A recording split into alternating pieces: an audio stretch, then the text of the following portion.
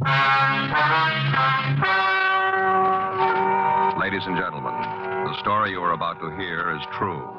The names have been changed to protect the innocent. Dragnet.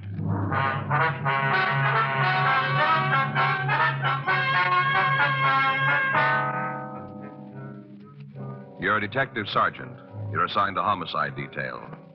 An elderly man is threatening an entire neighborhood with a shotgun. He says he's going to use it to kill a man. Your job? Take it away from him.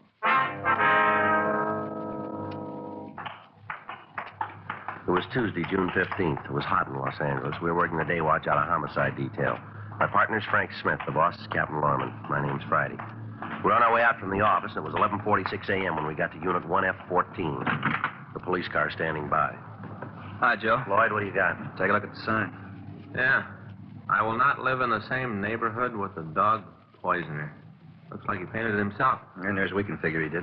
How'd you get the complaint? Came in, see the man. When we got here, the guy was sitting up there with his shotgun. Told us to leave him alone. We figured maybe you'd be a little better equipped to handle it. Well, it might not work out that way, but we'll give it a try. Anything we can do to help out? Just be here. Right.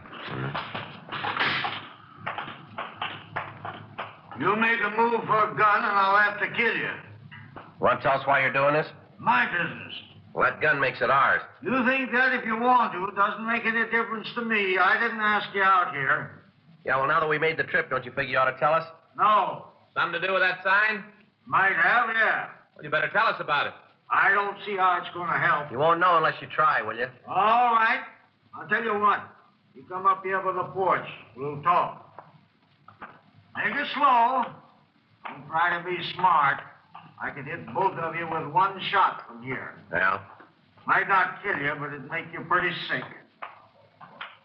That's good. Hold it right there. Now, just stand still. All right, you want to tell us what this is all about? My dog. Had her 14 years. And somebody killed her. Well, that's not much of a reason to sit out here and threaten everybody who walks by your house, is it? It is for me. Why? But I know that they'll show up. Who will show up? Whoever done it.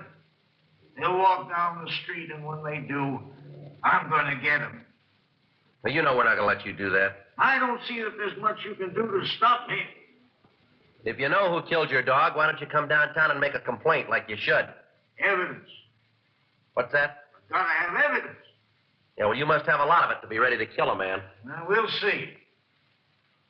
Who do you think poisoned your dog? I don't know, but he'll be by. Anybody else live in that house with you? No. There's nobody inside, huh? I told you there ain't nobody. Used to be Queenie, but not now. This is a picture of her. Beautiful. I'm going to tell you something, old-timer. What? You can sit there and think you got this thing under control, but you haven't. Is that right? Yes, sir? Maybe you better take another look. I've got the gun. Yeah, well, it might be that way. But there's 100 more that are going to keep you from committing a murder out here. That's a hard word to use, isn't it? No, because that's what you're figuring to do, isn't it? How do you think you're going to stop me? You bring that gun up into firing position, and I'll show you how I'm going to stop you. All I'm trying to do is to pay back something. I don't want to hurt anybody else. Look, mister, why don't you tell us who you think poisoned your dog and why? We might be able to do something for you. Because I don't think it'd help. Well, why don't you give it a try? He was poisoned. I saw her come home. I saw her crawling right up that walk on her stomach, dragging her hind legs. Yeah? Oh, you wouldn't understand what she meant to me. She was like a person, someone to talk to. She was a lot of company. This book here, written by a man who knew. He understood. Yeah, well, all that may be fine, but you got no right to sit out here with that shotgun. This man knew about dogs. Art McIntyre. Who's that, sir? Old McIntyre? I want you to listen. This will explain just what I'm doing here. Hold it. Hold it right there. I'll drop this book and kill you. Now, I want you to listen to this. I want you to listen carefully. Brothers and sisters, I bid you beware of giving your hearts to a dog to tear. So wrote Kipling in an excellent elegiac. I happen to be a dog lover who does not believe in that warning. 8 of the happiest years of my life was spent in the almost constant companionship of a devoted dog. When he was taken from me, cruelly but with merciful swiftness, it was a terrific heart wrench. For 2 days, I grieved inconsolably. For weeks, I walked the streets at night, trying to get hold of myself. Yet now, when time has dulled the pain, I can truthfully say that the joy and understanding my dog brought into my life more than compensated for the sorrow of his passing. For my dog taught me many things as enduring as the ages. Outside of the divine relationship and the human, I know of no influence so ennobling as our relationship with a dog. My dog's name was Junior. He was a Boston bulldog, weighing 24 pounds, with a blazing muzzle, white collar, and feet tipped with white. His coat was the glossy brown of an autumn leaf. He had a lovable lopped ear that perked with quizzical abandon. He was full of joyous life and never outgrew his prankishness.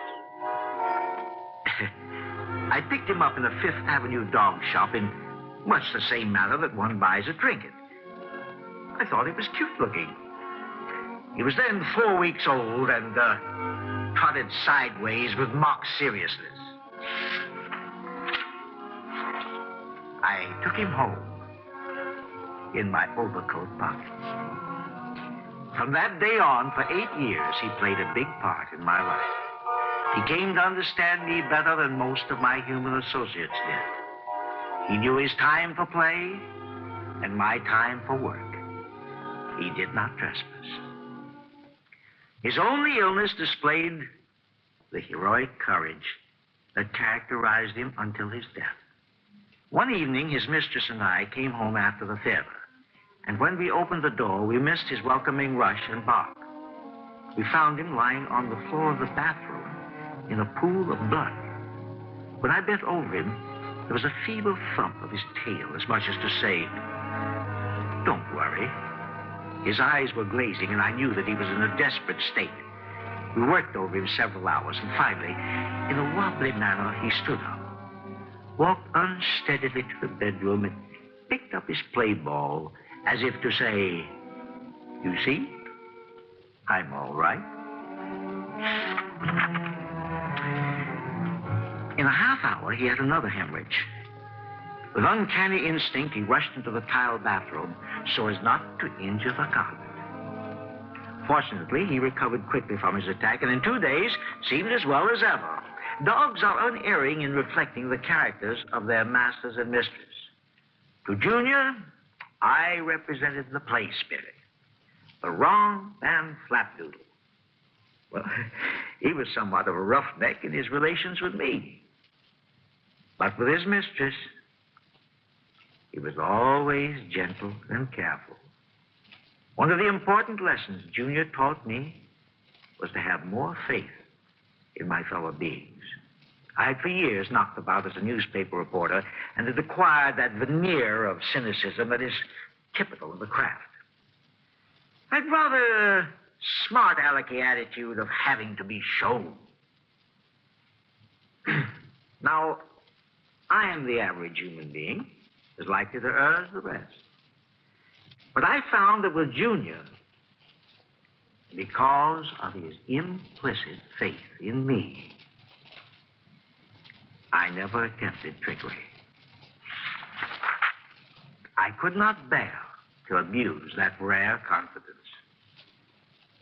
And this set me to thinking that if we humans displayed the same faith in our fellows, we should be less likely to have that confidence abused. I come to the final chapter of Junior's life with tears that are shed unashamed. As I have said, he was my constant companion for 8 happy years. My longest absence from him was when I was in Europe, where the quarantine regulations are so strict that it is quite unfair and selfish to take a dog there.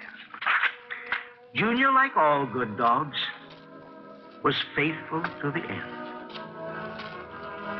He died obeying my command, which made his loss all the more tragic to me. I left him after his evening romp and was away until shortly after midnight. Upon my return, his greeting was, it seemed to me, especially joyous. It was so joyous, in fact, that it indirectly led to his death. Shortly before I arrived, a servant had taken him out for a walk. But he was so glad to see me, and he loved so to go out late at night without a muzzle or a leash on, that I humored him, and we went out again together. At that hour, there was very little traffic on Fifth Avenue, and Junior ran far ahead of me. He'd been trained to wait at curbings when unleashed until he received the command, go. Then he would race across the street like a flash. At the corner of 44th Street and Fifth Avenue, I stepped to the curb, looked both ways for signs of traffic, and seeing none, shouted, go. Junior was off at a bound. At that instant, a party of reckless joyriders in a heavy touring car swung madly around the corner, and both wheels on one side passed over his body. There was a jeer of derision as the car shot north with the taillights gleaming red in the night. Junior staggered to his feet, and as I lifted him in my arms, he looked up with his soft, pleading eyes, begging for the help I could not give. Hailing a taxicab, I hurried to my hotel a few blocks away. But before I reached there,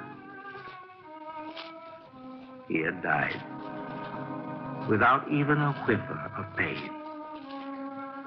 He lies buried today in the picturesque little dog cemetery on the sloping hills of Hartsdale, New York. Above him are the green grass, the whispering trees, and a stone carved with this inscription, Junior, faithful to the end.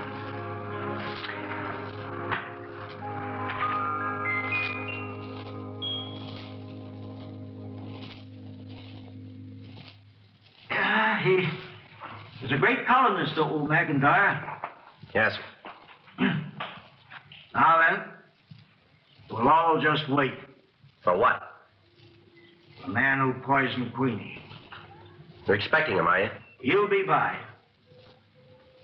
This is going to be something different for you two. How's that? You won't have to look for the man who kills him. Friday, see you a minute? Yeah, Lloyd. What do you got? We checked the old man through R&I. You find anything we can use? No record.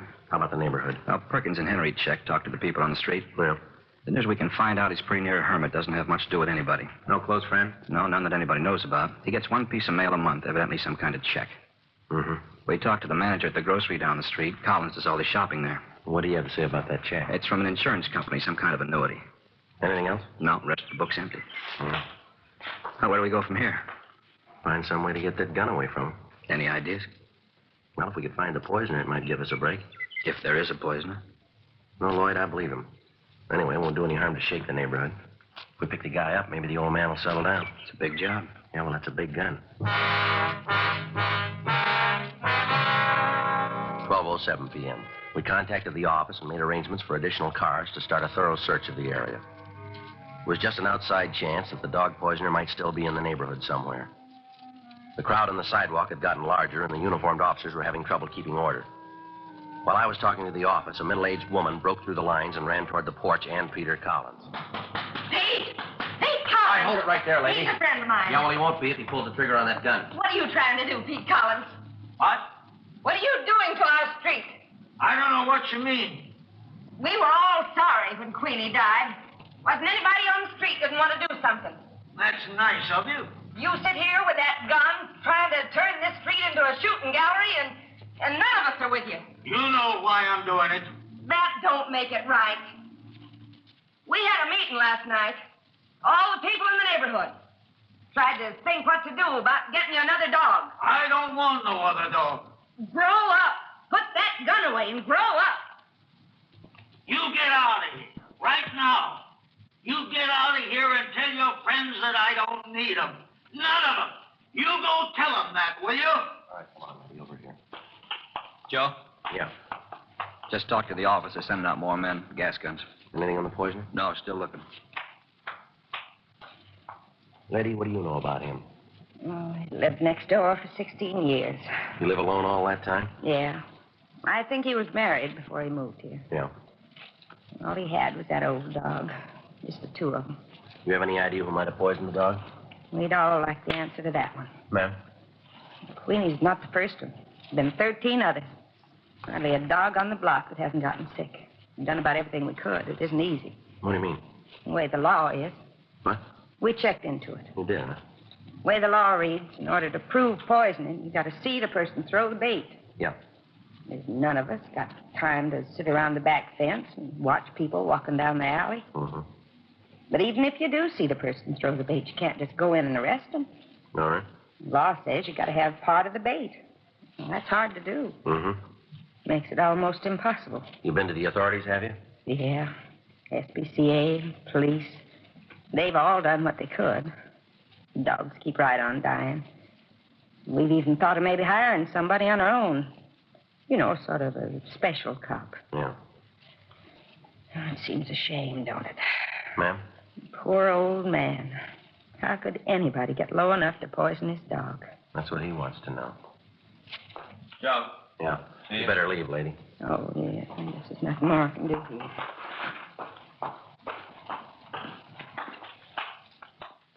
Yeah, what do you got? Well, this man here, his name's Bentley Mocker. Yeah. Uniformed men picked him up in an alley a couple of blocks from here, throwing this over the back fences.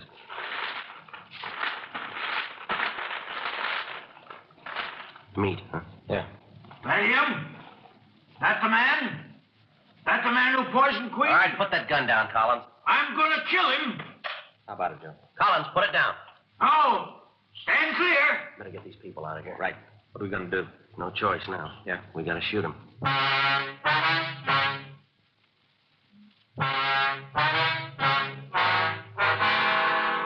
12:24 p.m. In spite of the precautions, it began to look as if we wouldn't be able to take Collins' gun away from him without physical violence. As he raised the shotgun, cocked it, and pointed it at Bentley Marker, all of the other officers in the vicinity were ready to stop him. Collins, you use that gun and I'm going to use mine. Put it down. I'll shoot through you to get to it. Yes, sir, you're going to have to. What's going on here? You got no right to do this to me. How about it? Did you poison his dog? He's crazy. He'll kill me if he gets a chance. Just answer me. Did you poison his dog? What if I did? Answer the question, mister. All right, I did. I poisoned him. You've been dropping poisoned meat all over this neighborhood, haven't you? There ain't anything you can do about it. 14 dogs killed around here. Did you do it? Pests, that's all they are. Good riddance. That's the way it looks to you, does it? Sure, rooting around the yards, barking and yowling. No good, any of them. You all through? I could go on for hours about them. Had my way, I'd get rid of them all. Well, I'm going to tell you something. Those dogs meant a lot to the people who lost them. That old man sitting up there on the porch, to him, that dog was part of his life. What gives you the right to sneak around back alleys and side yards and kill off a pet that belongs to a child or an old man? I don't have to stand around here and listen to you. No, sir, you don't. Lloyd? Yeah, Joe. Take him downtown. What for? You got no law to hold me. Yeah, well, maybe we can find one. In the way you talk, you think dogs are better than humans. In your case, they are. Come on, let's go. Frank, Yeah. tell him to stand by with the gas. Yeah. No other way, huh? Now I'll make one more try. Right. I'll bring up the heavy stuff. All right, Collins, it's all over now. I'm going to tell you once more. Put that gun down. How did I get one chance at that poisoner? He's gone. He's downtown. Now, this is the last time. Put it down. I don't care anymore. It's up to you. We've done all we can. That man ought to die. Put the gun down. I don't care anymore. I'd just as soon shoot you. Collins, it's all over. Now put that gun down or we'll take it away from you. Joe. Joe. Yeah. Take a look. What's the kid want here? Well, look. Note pinned to his coat. Policeman, maybe this will help. Where do I read it?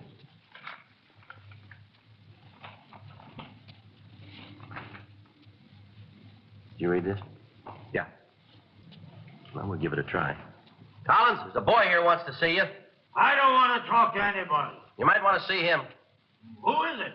What's your name, son? Davy! Davy. Oh, I know him. It's okay. Let him come up. Not as long as you got that gun. Now, how about it? All right. Break it. Take the shells out. Now, toss them down there on the lawn.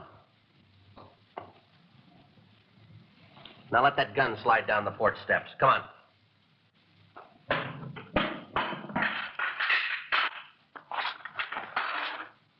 All right, son. Come ahead.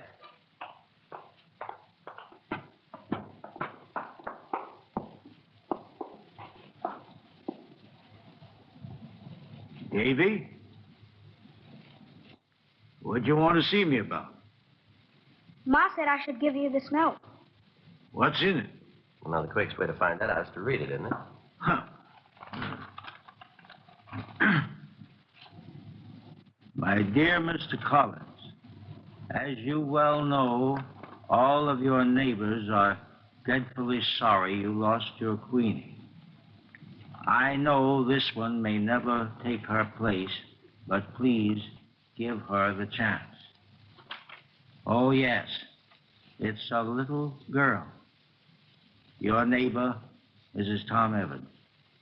You want to see the puppy? Well, Come on, son. Let's unzip your jacket here. Here. Okay. There you are. It's a little girl. Just a puppy. That's right. Yeah. Queenie's collar doesn't fit too good. Mm-hmm. Think I'll have to get another one. No, I wouldn't worry about that. Huh? She'll grow into that one.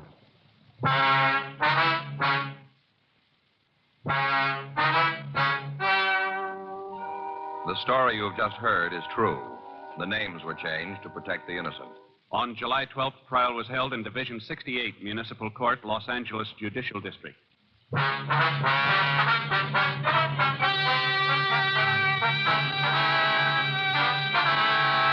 Peter Lawrence Collins pled guilty to violation of Section 417 PC, drawing or exhibiting firearms, 1 count. Extenuating circumstances and lack of a prior record led the court to be lenient. The suspect was placed on probation for a period of 3 years. Bentley Jones Mocker was tried and convicted of Section 596 PC, unauthorized animal poisoning, and received sentence as prescribed by law. Violation of Section 596 PC is punishable by imprisonment in the county jail for a period not to exceed 6 months, or a fine of not more than $500, or both such fine and imprisonment. Ladies and gentlemen, we are grateful to the McNaught Syndicate Incorporated for granting permission to read excerpts from O.O. McIntyre's article entitled, What My Dog Taught Me. You have just heard Dragnet, the authentic story of your police force in action, and starring Jack Webb, a presentation of the United States Armed Forces Radio Service.